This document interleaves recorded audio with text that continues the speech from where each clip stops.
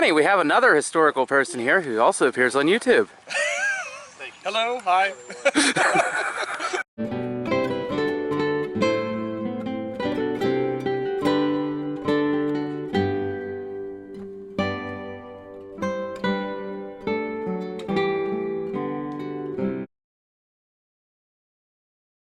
Tell me about your balls.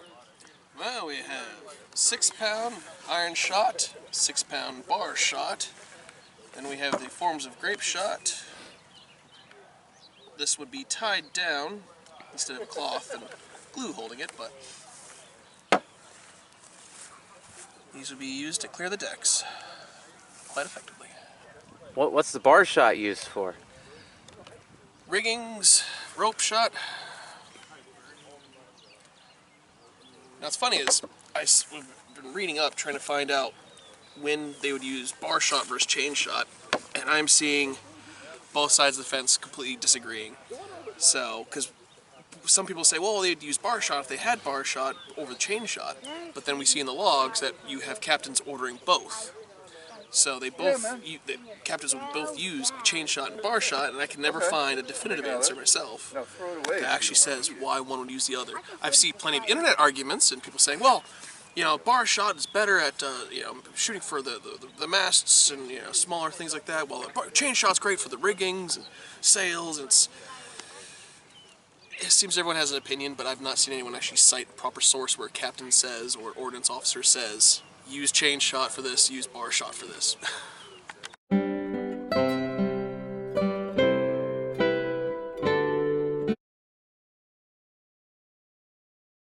Alright, this is a replica of a 18th or late 17th century Flintlock tinder lighter used for starting fires. The original, this is copied off an original, and the original, I'm not completely sure whether it's French or Austrian or German, and it's now in a private collection. And I just worked right off of photos of that and the rough dimensions and made this whole thing up. The original had a walnut handle, and this one is cherry. And this inlay is copied one for one from the original. The handle is pretty much the same but slightly different, and this is definitely different from the original. And it also, the original was heavily engraved all over all the metal components. But with this, you have a little compartment here that holds your char cloth, holding extra, and then you'd put it in the pan just like a normal flintlock. And then you would take out a sulfur tip match from the under compartment, bring it to full cock just like a flintlock, fire it, and then when your spark will catch in this char cloth, and you can light your sulfur match off the ember from the char cloth, and then you've got a match ready to light your candle.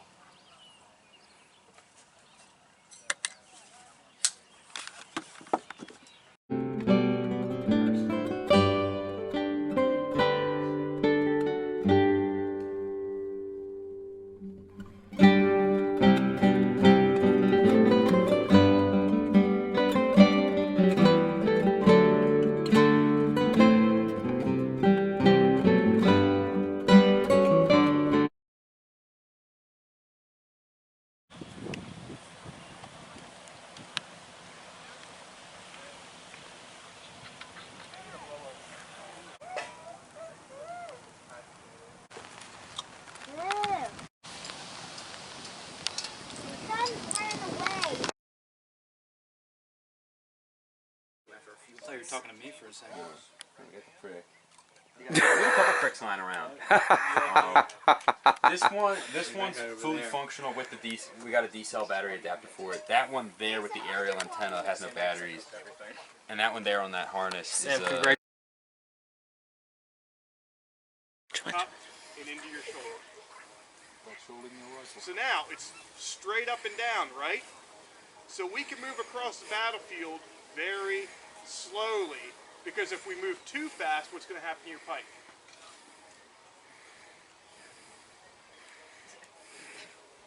She's not doing it. The pike's going to come unbalanced and come down. So this is very stately marching. But she can't engage the enemy in this position, right? Yeah. So we need to start moving towards if we're going to engage infantry.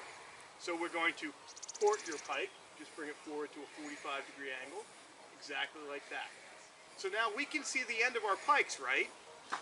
And this, incidentally, if we're going to go through a portcullis, portcullis, now we can move this around to do that, or move under trees. But we're still not dangerous yet, are we? Yeah. So now we're going to charge your pike. Bring it straight down, protect your neck with your fist, and your arm tucks in to protect your unarmored part. See how I'm holding it with my hand down? There you go. And now, if we're engaging an enemy infantry formation, we're going to sight down this just as though we were looking down a musket, right? And we're going to step forward and thrust straight forward, sighting for the unarmored parts. And we're going to lay on, ha! Lay on, ha! So that's how we're going to engage enemy infantry. Advance your pike, bring it straight up, there you go. But that's not our main purpose as pikemen. Our main purpose is to engage enemy cavalry. So we're going to protect those nice and squishy musketeers who aren't wearing armor like we normally would be, and keep the horsemen from riding them down. To do that, we're going to order our pike to the closest order. So we're going to bring it straight out and drop it down to the inside of your foot. Just like that. And now, we would get the command to charge for horse. So we're going to step straight out like this, and we're going to bring it down. Let me step back so we're not going to hit each other. And we're going to bring it straight down, and you're going to take this elbow and rest it on your knee, and you're bracing it right on the inside of your foot. So you want to turn your foot more 90 degrees. A little bit, there you go. Just like that. Now, where do you think we're aiming the tip of this pike at, Killian? Are the enemy. But at the rider or the horse? The rider. The horse. Exactly. Because that horse is just as dangerous to me as that rider is. If that rider gets taken off that horse, the horse is going to keep coming at me, right? And ride me down. So we're aiming at that horse because one of two things is going to happen. The first, no, stay in that position. Stay in that position. There you go. So the first thing is the horse is going to see this point aimed at his chest, and he's going to say, you know, there's no amount of carrots or apples in the world that's going to make me ride up on this thing. So he's going to stop very suddenly, right? So what happens to that rider on his back? He falls down. There's this thing called inertia. An object in motion tends to stay in motion. So that rider's going to find out that, oh, I've been going forward at 30 miles an hour on this horse, and he stopped, and I don't. And he goes right into these pike points. The second thing that's going to happen is, well, maybe that horse has been trained so good that it will ride up on that pike. In any case, though, something's going to happen to this pike. Loosen your grip. And it gets knocked from her hand. She's not done fighting if she survives this impact, because she's going to experience what it's like to get hit by a car. Except she's not in a car, is she? Yeah. Yeah. So if she survives that, she would have a sword, and she would now draw her sword and be expected to continue to fight. And we got Killian here grinding cacao beans. Oh, we boiled it for a while and then filtered it through there.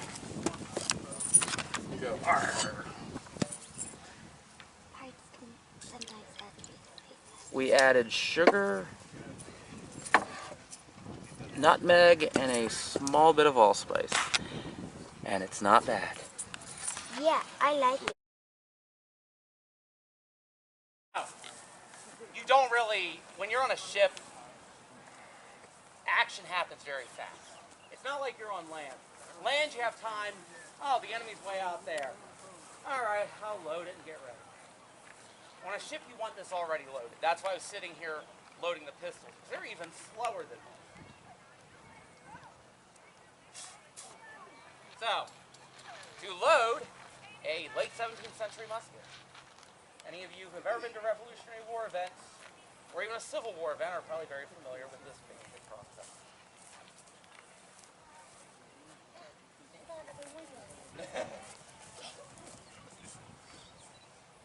Buccaneers, which we technically are.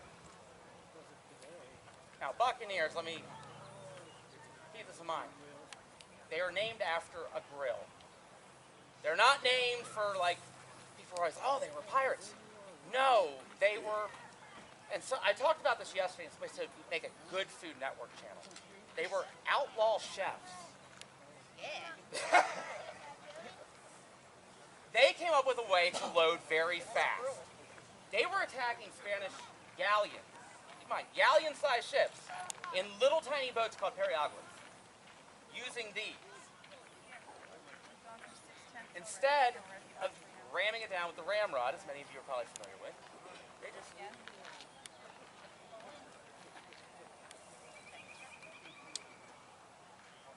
Now, if you wanted more accuracy, yeah, you can ram it down with wadding, but if you just wanted to aim for the helmsman and hope you hit, hitting the helmsman would be like the equivalent of hitting the driver of a car. Suddenly, the ship is starting to lose control. If you can see the captain, even better. There's nobody yelling orders at you.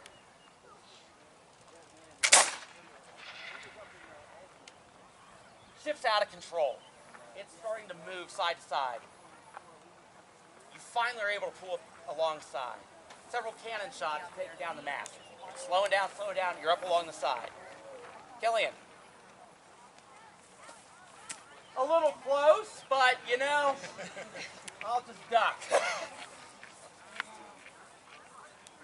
There's no swinging across onto the ship. All the movies love doing that. The thing is, you see a guy swinging at you, you're armed. Even if you're a Navy sailor who does not own your weapons, you have access to them. You're just going to shoot that guy. No, you would be crawling up the deck. So, the reason it's slower to load these is because you want the ball to be secure. You don't want it falling out when you're moving across. That's why I was taking my time casually over here. Almost hoping one of these misfires. So, you start with whatever pistol you have that don't really have much use for. It's too big. Now, personally, I would actually use this one as my last one because it would make a great club, but this one fits in my pocket conveniently. So, you're coming aboard. First guy down. Now, notice that I am using my left hand. I'm right-handed. So, I'm already reaching for my sword.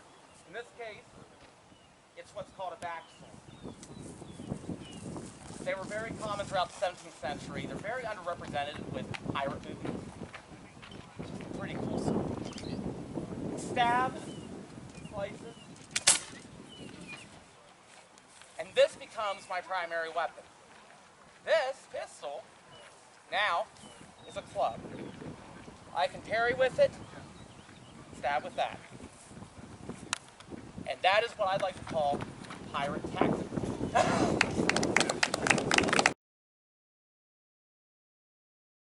Basically what we're doing is portraying World War I, European theater, the Western Front.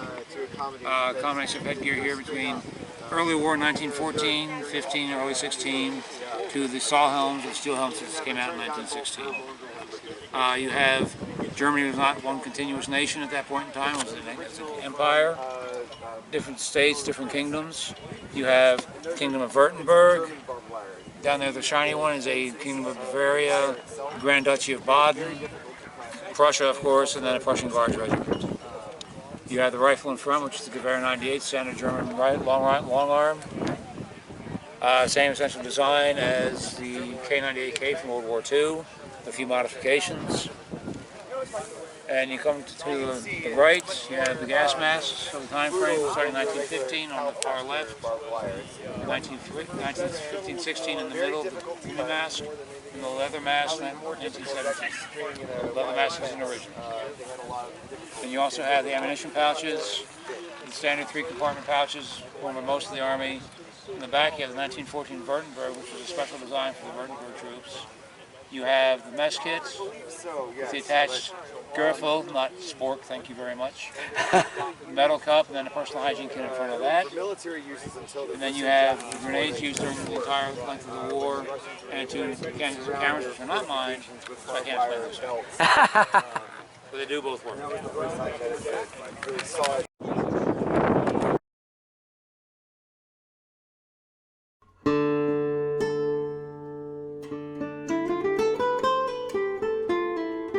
I'm Bob Gresh, the author of a recently published book on the Irish Scheme, which is the fighting knife of the Gaelic Irish in the years 1500 to 1700.